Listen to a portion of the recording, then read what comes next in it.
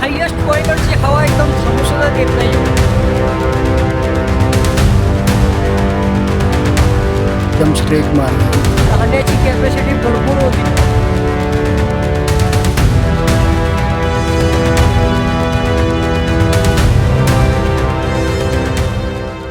अजूनही तितका पाऊस पडला नाही इथं, कारण लोकांना अजून पण इथे येऊन पाण्यासाठी थोडंसं बंद करावं लागतं.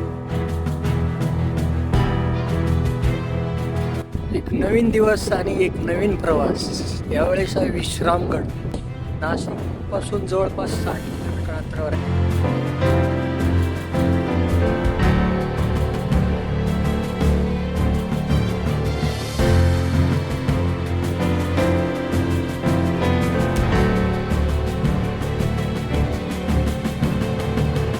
आणि या गडावर आल्यावरती पहिलं ठिकाण लागतं म्हणजे ते लेण्यांचा समूह आहे.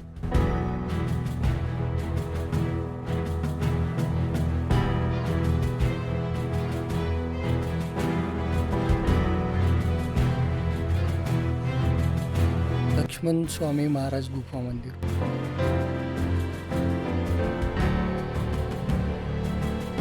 हा कोणता तरी गुप्त मार्गच आहे, कारण पाण्याची टाकी तर नाही, एकदम स्ट्रेट मार्ग आहे. खाली अंधार भरपूर आहे आणि चिखल पण साठलेलं आहे, त्यामुळं आत जाण्यासारखी जागा पण नाही. जायला येईल तर ते झोपून असं खाली ब्लँक होल टाईप करूनच जावं लागेल.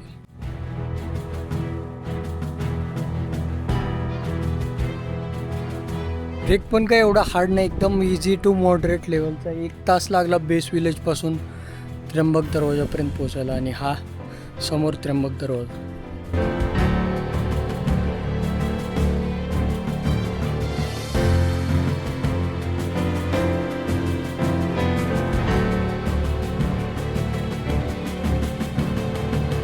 त्र्यंबक दरवाजा आणि त्याच्या समोरचा व्ह्यू. या जुन्या पायऱ्या किल्ल्यावरच्या आणि या आत्ताच्या. विश्रामगडावरचं सर्वात मेन अट्रॅक्शन म्हणजे हे अष्टभुजा देवीचं मंदिर. या साईडला लोअर पॉइंट आहे गडाचा आणि इकडं हायेस्ट पॉइंट.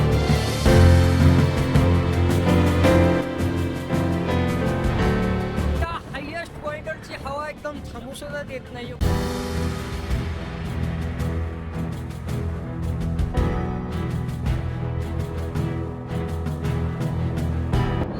अंबरखाना असेल किंवा पाण्याच्या टाक्या किंवा महाराजांची मूर्ती, हे सगळं त्या साईडला आहे. आणि या फोर्ट वरती यायला जवळपास 2 बेस विलेज आहेत. एक कोकणवाडी हे जे नाशिकवरून येताना फर्स्ट टाइम लागतं. संगमनेरवरून आलं तर इकडून नाही ते पट्टावाडी. सेफ रूट आहे, एकदम पायऱ्या वगैरे पण आहे, रेलिंग्स पण आहेत धरायला. 10-10:30 पर्यंत मस्तपैकी इथेच एकदम हवा आहे, असं दम चालले. इथून 5 किलोमीटरच्या आसपास जवळ औंढा फोर्ट आहे, तो इथून क्लिअरली दिसतो.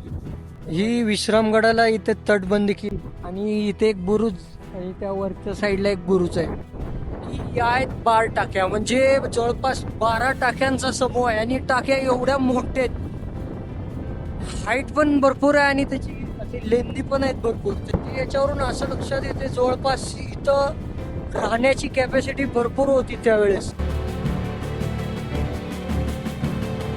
मध्ये काही मूर्त्या वगैरे नाही, म्हणजे हे नक्कीच फक्त विश्राम करण्यासाठीच बनवले असतील या केव्स.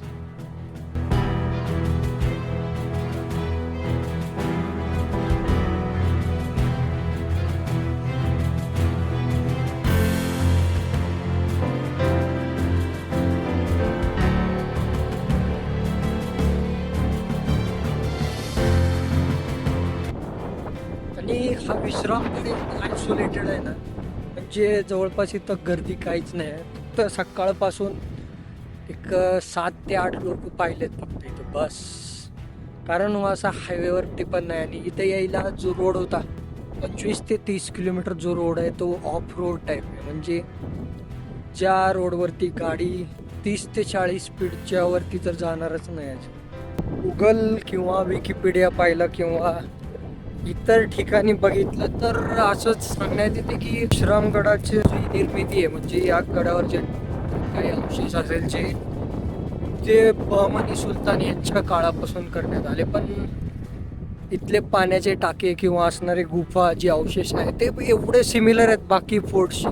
त्याच्यामुळे मला तर असं पर्सनली अजिबात वाटत नाही की हे बहमनी सुलतान यांच्या टायमिंगला कोरीव काम करून हे बनवलं असेल. कारण हे जे स्ट्रक्चर आहे ते पूर्ण यादवांच्या काळात जे असेल त्याच्याशी एकदम सिमिलर आहे आणि त्यांनीच बांधले असं तरी मला पर्सनली वाटते.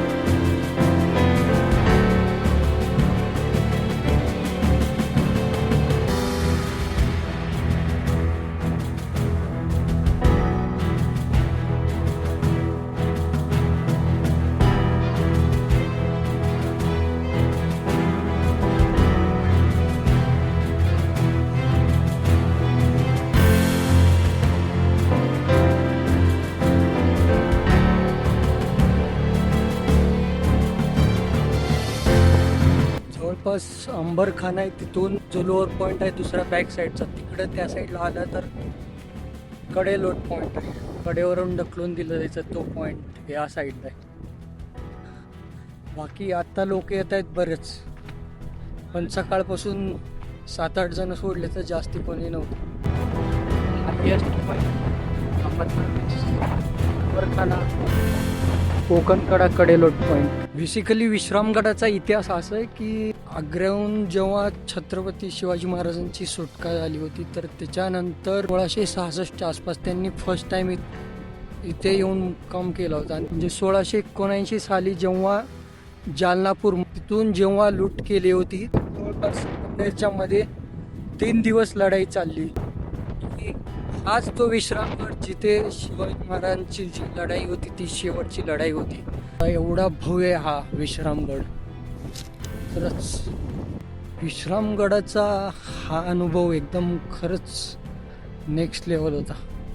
जवळपास दुपारचे 2 वाजत आलेत. आता सकाळी 7 वाजता स्टार्ट केलं होतं, 9:30 वाजता वरती पोचलो. 3 पॉईंट आहेत, तिन्ही वेगवेगळ्या दिशेने. एक साईडला तटबंदी, एक साईडला हायेस्ट पॉईंट आणि एक साईडला कडेलोट पॉईंट आणि मध्येच अंबरखाना आहे. तिन्ही जवळपास 1-1 किलोमीटर डिस्टन्स म्हणलं तरी चालेल, एवढंच लांब आहे. रामगडचं एंट्रन्सचं तिकीट आहे ते लहान मुलांसाठी 15 आणि मोठ्यांसाठी 30. तर असा होता हा या विश्रामगडचा प्रवास.